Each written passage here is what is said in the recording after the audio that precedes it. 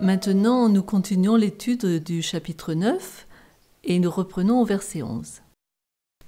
Verset 11. « Mais Christ est venu comme souverain sacrificateur des biens à venir. Il a traversé le tabernacle plus grand et plus parfait, qui n'est pas construit de main d'homme, c'est-à-dire qui n'est pas de cette création. » L'apôtre maintenant considère l'œuvre que Christ est venu accomplir, la contrastant avec celle du grand prêtre d'autrefois. Mais Christ introduit donc ce contraste entre le service de Christ au ciel et celui qui était fait sur terre. Il est donc venu comme sacrificateur des biens à venir. Les bonnes choses à venir sont les promesses de l'Évangile. Pardon, sanctification, victoire sur le péché, justice éternelle, sainteté. Il a traversé le tabernacle plus grand et plus parfait. Quel est donc ce plus grand et plus parfait tabernacle pour lequel et au travers duquel Christ est entré dans les lieux saints du ciel ? Tout d'abord, précisons que nous croyons à l'existence d'un sanctuaire dans le ciel, comme il y avait un sanctuaire sur terre. La nature de ce sanctuaire, nous ne pouvons savoir avec certitude de quoi il est fait, si c'était fait de bois, de pierre ou de quelque chose de matériel, car nous ne connaissons pas la nature des choses célestes. Mais un fait demeure, il est réel. Ce sanctuaire céleste est appelé temple aussi bien que tabernacle. On le voit dans Apocalypse 11, 19, où il est dit « Et le temple de Dieu dans le ciel fut ouvert, et l'arche de son alliance apparut dans son temple. » Vous voyez bien que c'est le même langage, c'est la description, c'est le modèle sur lequel Moïse a construit le tabernacle. Et Apocalypse 15, verset 5, « Après cela, je regardais, et le temple du tabernacle du témoignage fut ouvert dans le ciel. » Néanmoins, les écrivains du Nouveau Testament utilisent ce mot « temple » de manière unique. Donnons quelques exemples. Jean 2, versets 19 à 21. Jésus leur répondit « Détruisez ce temple, et en 3 jours je le relèverai. » Alors les Juifs lui dirent « Il a fallu 46 ans pour bâtir ce temple, et toi, en 3 jours, tu le relèveras. » Mais il parlait du temple de son corps. Ici, le mot « temple » pourrait être traduit par « sanctuaire » ou « tabernacle ». Donc, Christ reconnaît que son corps est un temple. Et le Nouveau Testament reconnaît aussi que l'Église de Christ est le temple ou le sanctuaire de Dieu. Éphésiens 2, versets 19 et 22. « Ainsi donc, vous n'êtes plus des étrangers ni des gens du dehors, mais vous êtes concitoyens des saints, gens de la maison de Dieu. Vous avez été édifiés sur le fondement des apôtres et des prophètes, Jésus-Christ lui-même étant la pierre angulaire. En lui, tout l'édifice bien coordonné s'élève pour être un temple saint dans le Seigneur. En lui, vous êtes aussi édifiés pour être une habitation de Dieu en esprit. » Et 1 Corinthiens 3, versets 16 et 17, nous précise que chaque personne, en réalité, chaque croyant sincère, est aussi un temple. Donc l'Église est un temple, Jésus est un temple, mais nous aussi. Ne savez-vous pas que vous êtes le temple de Dieu et que l'Esprit de Dieu habite en vous ? Si quelqu'un détruit le temple de Dieu, Dieu le détruira, car le temple de Dieu est saint et c'est ce que vous êtes. C'est quand même extraordinaire. Si vous prenez des notes, je pourrais encore citer d'autres textes, 2 Corinthiens 6, verset 18 et verset 16, 2 Corinthiens 2, versets 4 et 5, Hébreux 3, 5 et 6, que nous avons étudiés d'ailleurs il y a quelques semaines. Si nous résumons le contenu de ces versets, nous obtenons une image, celle que nous sommes la maison, la demeure de Christ. Cette maison spirituelle est faite de pierres vivantes. Alors, à la fois, nous sommes une maison spirituelle et l'Église, faite de plusieurs pierres vivantes, est une maison spirituelle. Et vous-même, comme des pierres vivantes, donc chacun de nous, édifiez-vous pour former une maison spirituelle. Donc on n'est pas sauvé tout seul, Dieu attend une Église, un peuple, un saint sacerdoce, donc des prêtres, afin d'offrir des victimes spirituelles. On n'a pas besoin d'offrir des sacrifices maintenant, mais on offre nos propres corps, notre propre vie, des victimes spirituelles agréables à Dieu par Jésus-Christ. Oui, cette maison est édifiée, érigée sur une fondation solide, celle des apôtres et des prophètes. et Jésus lui-même étant la pierre angulaire, lui qui est devenu homme et qui a vécu cette vie parfaite. Nous sommes donc le temple du Dieu vivant, comme il est dit, 2 Corinthiens 6, verset 16. Quel rapport y a-t-il entre le temple de Dieu et les idoles? Car nous sommes le temple du Dieu vivant, comme Dieu l'a dit, j'habiterai et je marcherai au milieu d'eux, je serai leur Dieu et ils seront mon peuple. Et d'ailleurs, Dieu désire y demeurer, c'est-à-dire dans un temple saint non souillé par le péché, comme autrefois. Faites-moi un sanctuaire afin que je demeure parmi vous, ou je pourrais dire là, en vous. Et dans cette maison spirituelle, les saints sont les prêtres qui offrent des sacrifices spirituels, comme on l'a lu dans 1 Pierre 2, 5, des pierres vivantes, vous êtes des victimes spirituelles. Revenons donc maintenant au texte. Christ, par un tabernacle plus grand et plus parfait, est entré dans les lieux saints. Nous comprenons par là que par la vertu de sa vie parfaite, son corps étant un temple pur pour que le Saint-Esprit y fasse sa demeure, Christ donc est apparu devant Dieu, non avec le sang des chèvres et des veaux, mais avec son propre sang, c'est-à-dire sa vie. C'est ainsi qu'il a pu entrer dans le sanctuaire céleste par le tabernacle parfait de son corps temple. Après sa mort, il est monté au ciel et il est devenu donc le prêtre. Il a offert son sang et c'est ce sang qu'il plaide chaque jour pour nous. En Christ, l'idéal de Dieu trouve sa parfaite expression, car il ne veut pas demeurer dans des temples faits de main d'homme, il veut faire d'eux des temples et y demeurer. Et c'est Christ vivant en nous qui fait que Dieu habite en nous donc. Ce tabernacle plus grand et plus parfait, c'est donc la nature divino-humaine de Christ. Regardez Jean 1, verset 14, il est dit « La parole a été faite chair ». La parole de Dieu, c'est Jésus. Elle a été faite chair, elle a habité parmi nous, pleine de grâce et de vérité, et nous avons contemplé sa gloire, une gloire comme la gloire du Fils unique venu du Père. Donc là, le Fils unique venu du Père, c'est sa nature divine, et il a été fait chair, c'est sa nature humaine. La parole a été faite chair, et elle a habité, comme il est dit là dans le texte, mais en grec, on peut traduire ça par avoir son tabernacle parmi nous. Jésus est venu au milieu de nous comme un sanctuaire, comme un temple, demeuré parmi nous. Et verset 12, il est entré une fois pour toutes dans le lieu très saint, après sa mort, non avec le sang des boucs et des veaux, mais avec son propre sang, ayant obtenu une rédemption éternelle. Oui, cette rédemption éternelle, comment? Il l'a obtenue par sa conquête de la mort.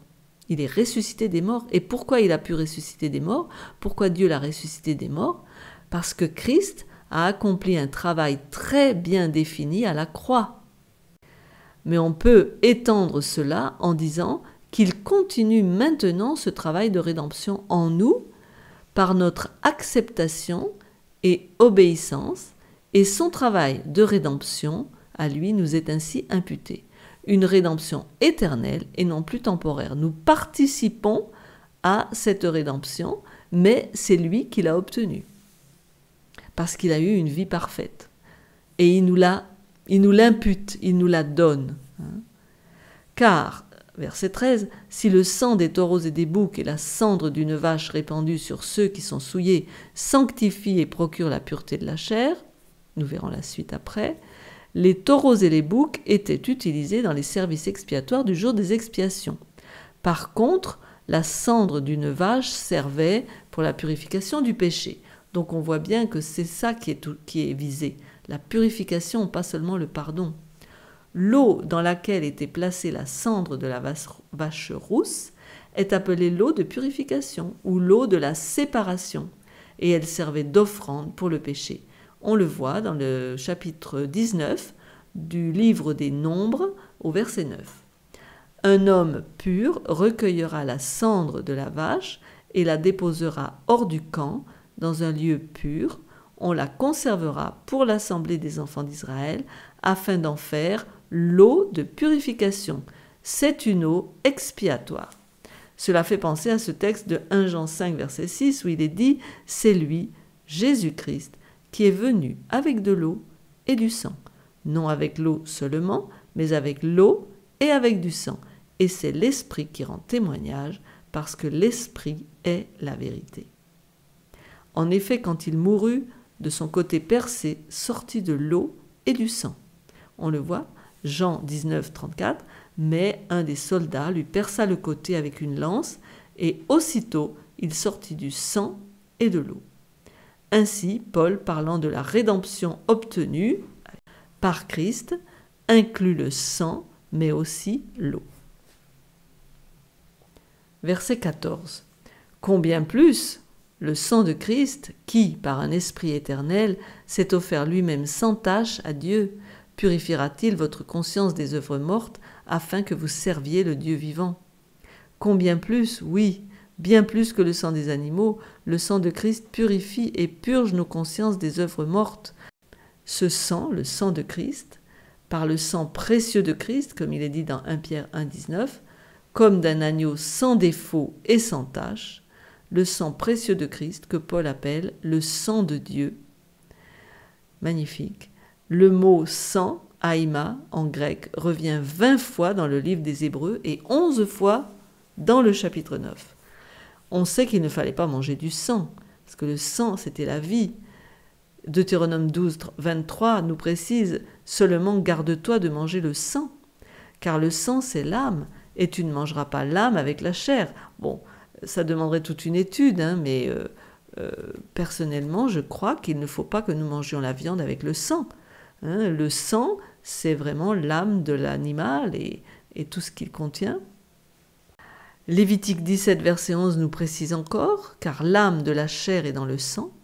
Je vous l'ai donné sur l'autel, afin qu'il servît d'expiation pour vos âmes, car c'est par l'âme que le sang fait l'expiation. » C'est d'ailleurs une réalité scientifique. Le sang, c'est la vie.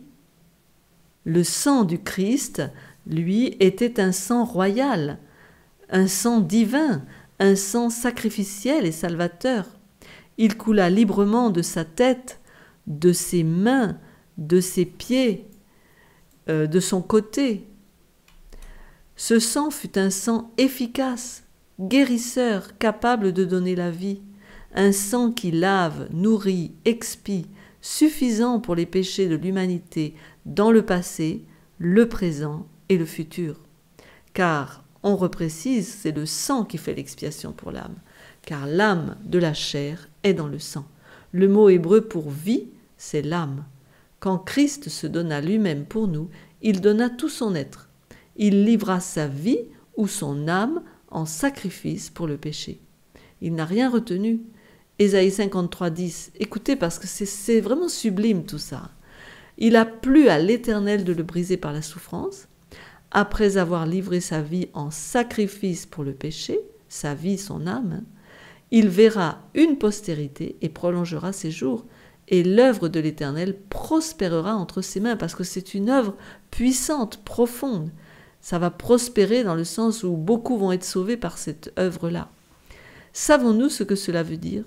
Eh bien, cela inclut sa nature divino-humaine, son esprit éternel, sa personnalité divine, son âme, sa vie. Il n'a rien retenu. Cette offrande volontaire et planifiée a une valeur morale très élevée. Et aujourd'hui, il est dans ce même état d'esprit pour continuer son œuvre dans le sanctuaire céleste. Et cette œuvre consiste à purger notre conscience des œuvres mortes. Verset 14. L'application quotidienne et continue du sang de Christ à chaque âme individuelle est nécessaire au salut de chacun. Et quand nos âmes sont purifiées, nous sommes prêts à servir. On est sauvés pour servir. Christ s'est offert lui-même. Cette parole est la base de l'idée que Christ était à la fois prêtre et victime. Il s'est offert lui-même volontairement. Autant que le Père a donné son Fils, Christ ne fut pas un martyr dans ce sens.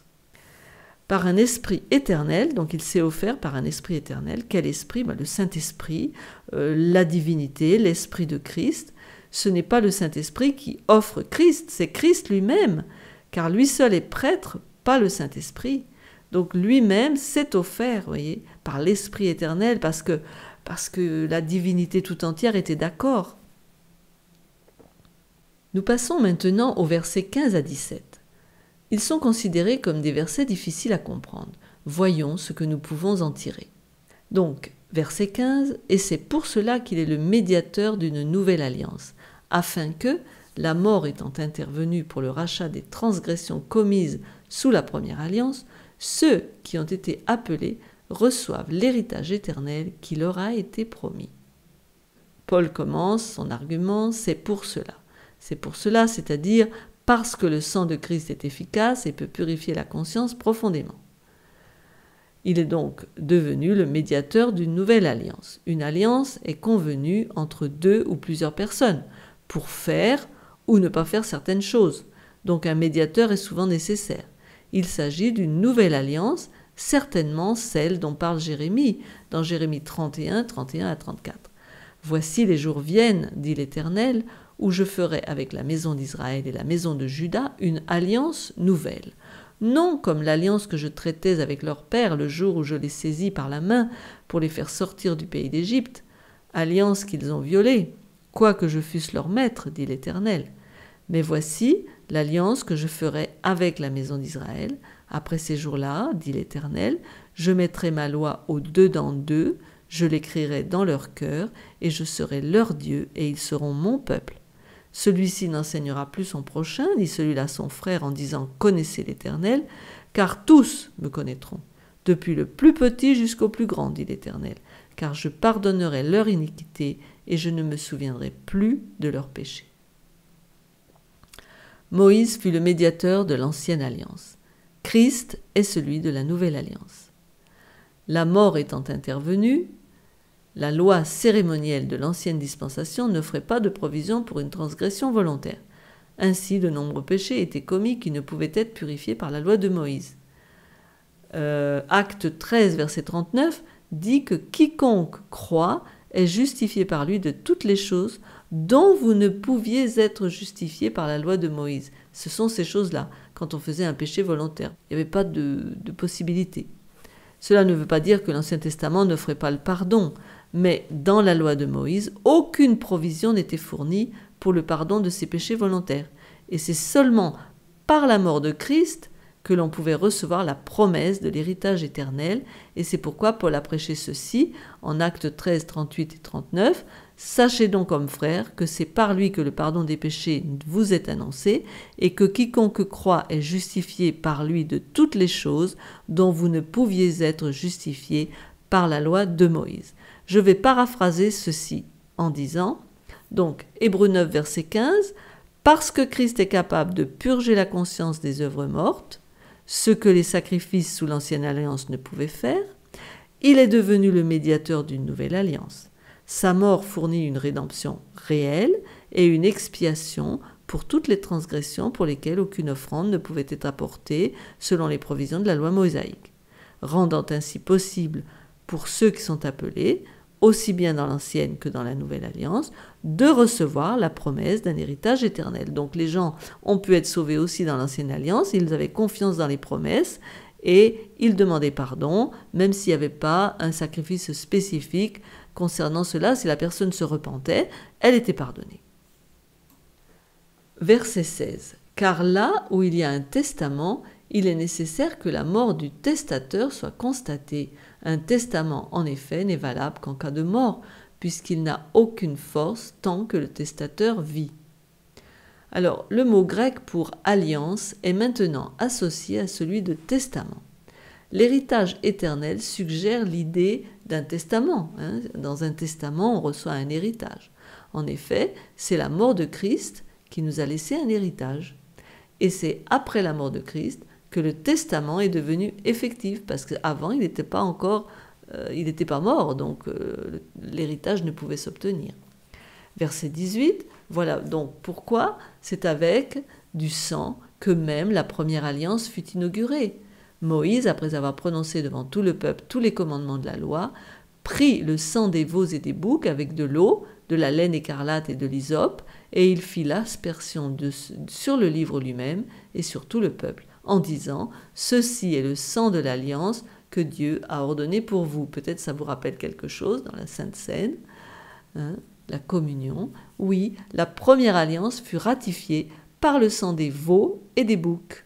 Exode 24, verset 8, Moïse prit le sang et le répandit sur le peuple en disant « Voici le sang de l'alliance que l'Éternel a faite avec vous selon toutes ses paroles. » Et Jésus va le répéter peu avant sa mort, parce que c'est vraiment le fait qu'il soit mort, qu'il ait versé son sang pour l'être humain, que cette alliance est mise à notre compte et que nous pouvons hériter.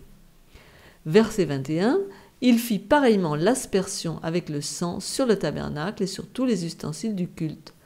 Ce verset parle de l'aspersion du tabernacle et des instruments de culte. Cela pose un problème, puisqu'au moment de la ratification de l'alliance, le tabernacle n'existait pas.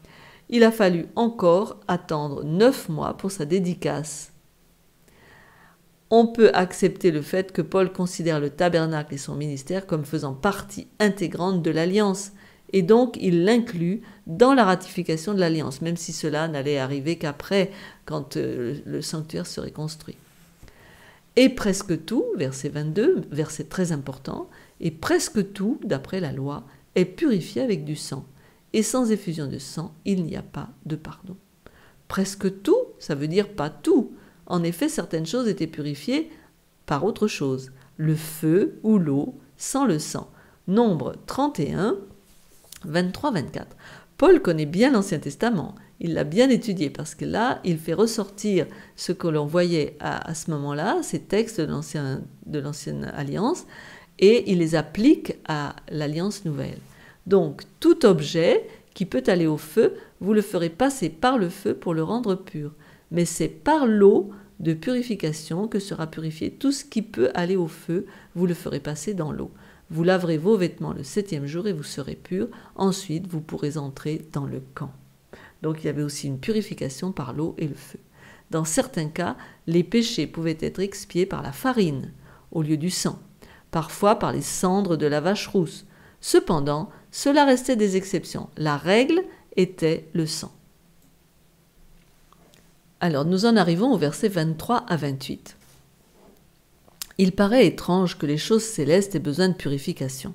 Cependant, nous savons que Satan fut un jour un ange et qu'il a péché au ciel. D'autre part, le ciel enregistre les péchés des hommes et leurs bonnes œuvres aussi. Et quand le temps sera venu, pour que le péché disparaisse à tout jamais, il y aura une purification de tout ce qui a été en contact avec le péché. Et en fait, la purification des choses célestes, dont vont nous parler ces versets 23 à 28, va de pair avec celle de la terre, du sanctuaire, de l'Église et de chacun de nous. Alors, venons-en à ce que je viens de résumer. Verset 23, « Il était donc nécessaire, puisque les images des choses qui sont dans les cieux devaient être purifiées de cette manière, que les choses célestes elles-mêmes le fussent par des sacrifices plus excellents que ceux-là. Si le sanctuaire terrestre était purifié une fois par an, alors il était nécessaire que le modèle des choses qui sont dans le ciel le soit aussi. Moïse avait construit ce sanctuaire ou tabernacle d'après le modèle céleste, comme je l'ai déjà dit. On voit Exode 25, verset 40, « Regarde, et fait d'après le modèle qui était montré sur la montagne. » Et le péché des hommes qui a été pardonné reste inscrit jusqu'au jour de la purification finale, quand celui-ci sera éliminé de nos vies parce qu'on le haïra parfaitement et qu'on ne le commettra plus. Verset 24.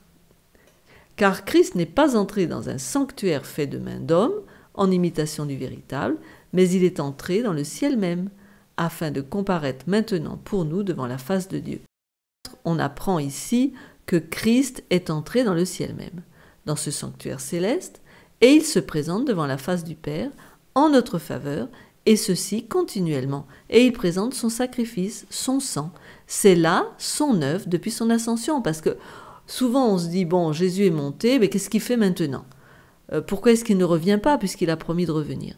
Mais c'est ça qu'il fait, puisqu'il y a encore du péché, puisqu'il patiente encore pour sauver le plus grand nombre, et qu'il y a encore beaucoup de gens qui n'ont pas pris conscience de leur faute, qui ont besoin d'apprendre à se repentir, eh bien, Jésus est là pour présenter son sang pour chacune des personnes qui le demandent. Et le verset 25, « Et ce n'est pas pour s'offrir lui-même plusieurs fois qu'il y est entré, comme le souverain sacrificateur entre chaque année dans le sanctuaire avec du sang étranger. Autrement, il aurait fallu qu'il eût souffert plusieurs fois depuis la création du monde, tandis que maintenant, à la fin des siècles, il apparut une seule fois pour abolir le péché par son sacrifice.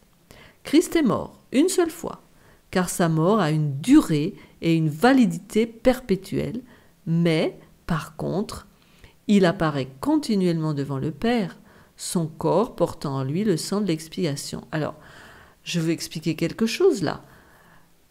Dans le sacrifice de la messe, en fait, on fait mourir en quelque sorte, c'est un sacrifice.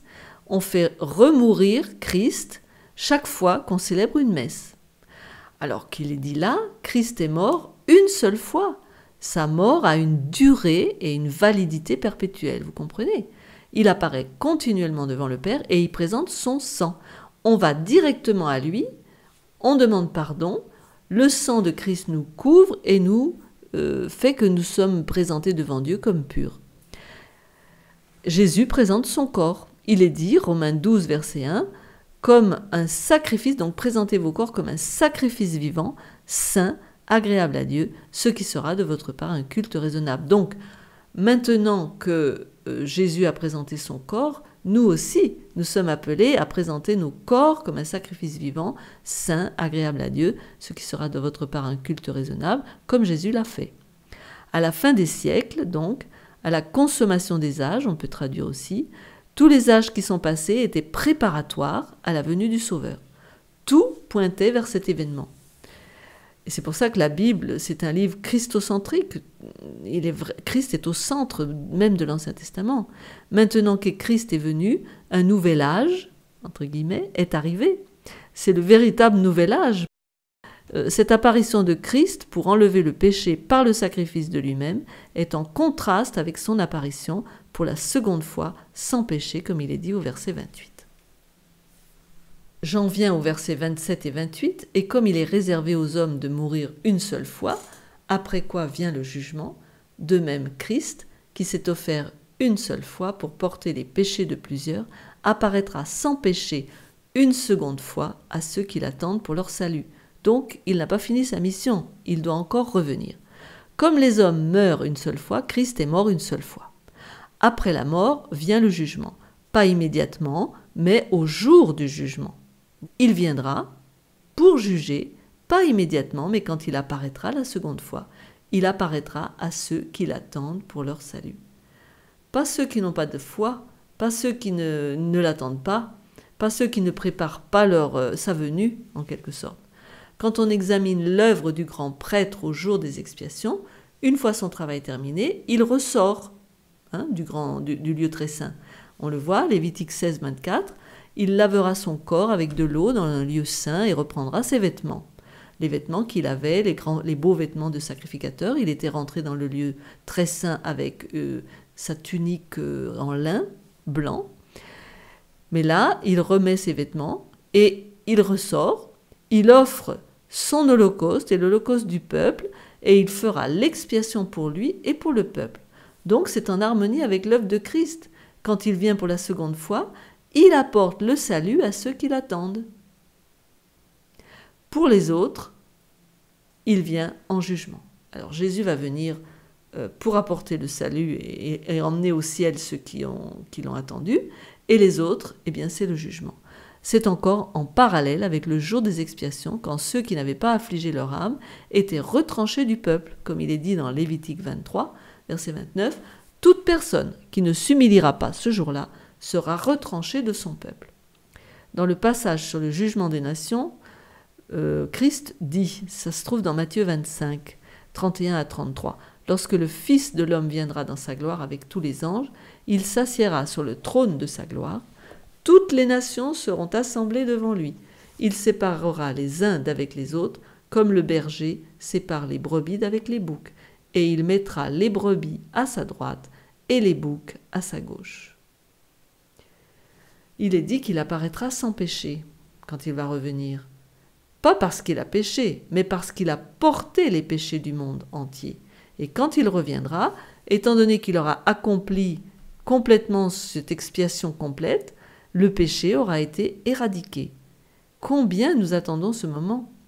Pour qu'il arrive, eh bien il faudra que notre amour du péché ait totalement disparu. Quel qu'il soit, celui que nous connaissons bien, que nous avons, même le petit péché que nous octroyons, que nous nous permettons, et que nous soyons revêtus donc de la justice de Christ. Il faut le demander. Il faut demander à Jésus, quand on a demandé pardon, que nous soyons revêtus de la justice, et il faut le croire, parce qu'il l'a promis.